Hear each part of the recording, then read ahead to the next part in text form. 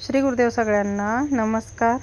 तर आपण आज बघणार आहोत 26.5 फिटिंग ब्लाऊज। तर त्यासाठी मी चौथी घडी घालून घेतलेली आहे अस्तरची आणि यावरती आपण सगळ्यात आधी स्लीव्ज कट करणार आहोत। तर 3.5 इंच उंचीच्या स्लीव्ज आहे, मेगा स्लीव्ज।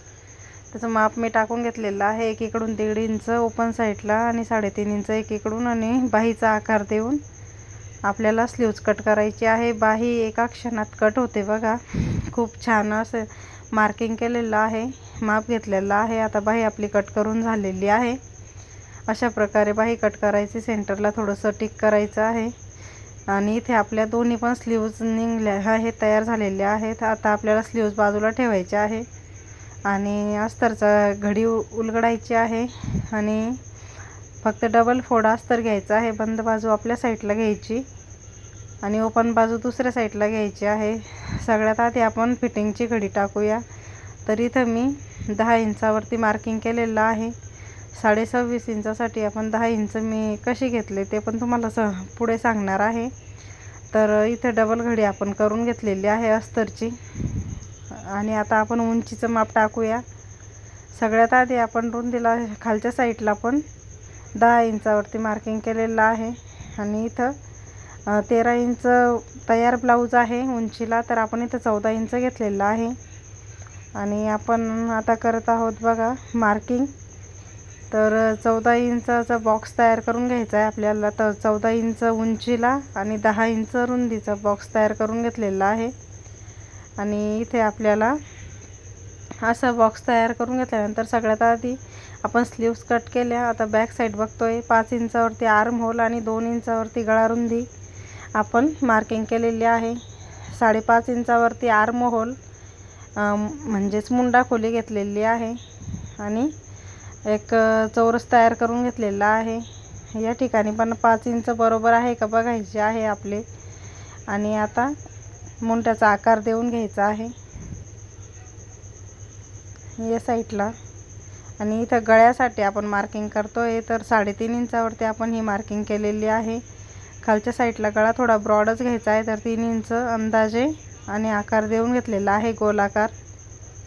इथे हवा तसा तुम्ही आकार देऊ शकता। आता मी जे मार्किंग सांगितले तुम्हाला, तर हे आहे 26.5 इंच फिटिंग मार्किंग। तर 1.5 इंच आपले शिलाई मार्जिन आणि 1 इंच टक्ससाठी आपण इथे घेतलेले आहे। तीच घडी आपल्याला पुढे घ्यायची आहे, जे 10 इंचाची घडी आहे तीच पुढे घ्यायची आहे। आधी बॅक साईडचं आपण मार्किंग केलेलं आहे, तसंच मार्किंग सेम आपल्याला समोरच्या बाजूला फ्रंटच्या बाजूचं करून घ्यायचं आहे। पण आपल्याला इथं उंची फक्त 12 इंच घ्यायची आहे, कारण की क्रॉसपट्टी आपण वेगळी कट करणार आहोत। तर 12 इंचावरती मार्किंग करता वेळेस आपण 5.5 इंच आर्म होल पण घ्यायचा आहे। जसं आपण पाठीमागच्या बाजूला मार्किंग केली तशीच आपण इथं पण करायची आहे। 5.5 इंचावरती आर्म होल इथं आपण घेतलेला आहे आणि या साईडला असा आकार देऊन घ्यायचा आहे मुंडा खोलीचा। समोरचा गळा आपण 2 इंच रुंद आणि 6 इंच खोली घ्यायची आहे समोरच्या गळ्याची। तर 6 इंच खोल आणि 2 इंच रुंद असा आपण गळा आखून घेतलेला आहे। आता इथं गोलाकार मी आकार देत आहे गळ्याला आणि जसे आपण पाठीमागचा भागाचा बॉक्स तयार केला होता तसा इथं पण आपण लाईन मारून घेतलेली आहे। आता ही फ्रंट बाजू झाली, पण आपण इथं आता कटोरीचं मार्किंग करणार आहोत। तर आपण इथं कटोरीचं मार्किंग घेत आहोत। त्यासाठी आपल्याला बघा तुम्हाला दाखवते मी, 4 किंवा 4.5 इंचावरती आपल्याला इथं मार्किंग करायची आहे। आधी 4 इंचावरती केली आणि नंतर मग 4.5 इंचावरती इथे मी मार्किंग केलेली आहे। कटोरी खूप छान बसते, ह्या मापासाठी ही मार्किंग खूपच सुंदर आहे। यात तुम्ही 2 इंच मागं पुढं सुद्धा माप असेल तरी हीच मार्किंग घेऊ शकता। इथं 4.5 इंचावरती मार्किंग करून अशी मस्त गोलाकार कटोरी आखून घेतलेली आहे। आता इथे बघा आपली कटोरी पण आखून झालेली आहे, शोल्डर पार्ट पण तयार आहे। आता आपण क्रॉसपट्टीची मार्किंग करूया। तर 3.5 इंचावरती मी इथं मार्किंग केलेली आहे आणि इथे बघा ही मार्किंग आपली खूप आवश्यक आहे। तर इथं 9 इंच आहे, तर समोरची आपल्याला 10 इंचावरती घ्यायची आहे, कारण की मग आता आपल्याला स्टिचिंग करायची आहे म्हणून। तर 10 इंच जिथपर्यंत येईल तिथपर्यंत आपण माप घेतलं, क्रॉसपट्टी आखून घेतलेली आहे, छानसा आकार देऊन घ्यायचा आहे। आता आपल्याला आपले कटोरी ब्लाऊजची मार्किंग आपली पूर्ण झालेली आहे. आपण आता कट करून घेऊया. क्रॉस पट्टी, कटोरी, शोल्डर पार्ट, बॅक साईड आपली मार्किंग झालेली आहे. आता आपण क्रॉस पट्टी कट करत आहोत. आपण बाही कटिंग आधीच करून घेतलेली आहे, ती पण मी तुमच्यासोबत शेअर केलेली आहे. तुम्हाला एकदम सोप्या पद्धतीने जर ब्लाऊजची कटिंग स्टिचिंगचे व्हिडिओ बघायचे असतील तर आपल्या चॅनलला नक्की सबस्क्राईब करून ठेवा. असेच नवनवीन व्हिडिओ बघण्यासाठी एकदम सोपी पद्धत आहे. आता इथे साईड पार्ट पण कट करायचा आहे. शिवण्याची पद्धत पण खूप सोपी आहे. तुम्हाला जर स्टिचिंगचा व्हिडिओ बघायचा असेल तर कमेंट करून नक्की सांगा. तर इथे हातोहात मी हुकपट्टी पण कट करून घेत आहे. जो गळ्याचा कपडा आपला कट केलेला आहे तिथून हुकपट्टी पण मी कट करून घेतलेली आहे.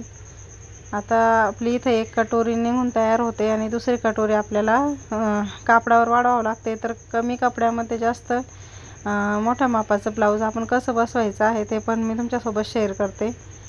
तर इथं आपण बॅक साईडची कटिंग करून घेऊया, जसे आपण फ्रंट साईडची केलेली आहे. एकाच घडीमध्ये बॅक आणि फ्रंट साईड आपण पूर्ण मार्किंग करून मी तुम्हाला दाखवली आहे. गळा मी आत्ताच कट करणार नाही आहे, कारण की हे अस्तर आहे मेन फॅब्रिकवरती ठेवून आपण कट करणार आहोत.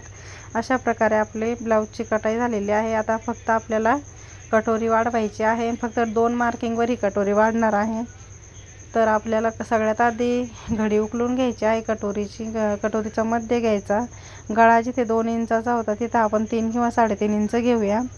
3.5 इंचावरती परफेक्ट आहे. आणि खालच्या साईडला आपण जितके 4.5 आधी घेतले होते तर फक्त इथे 4 घेतलेले आहे.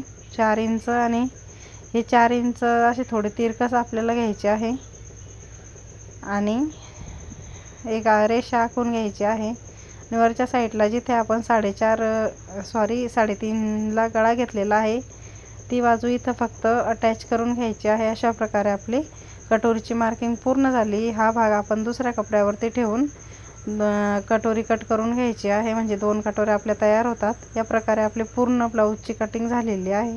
अशाच नवनवीन व्हिडिओ बघण्यासाठी आणि स्टिचिंगचे व्हिडिओज बघण्यासाठी आपल्या चॅनलला नक्की सबस्क्राईब करा.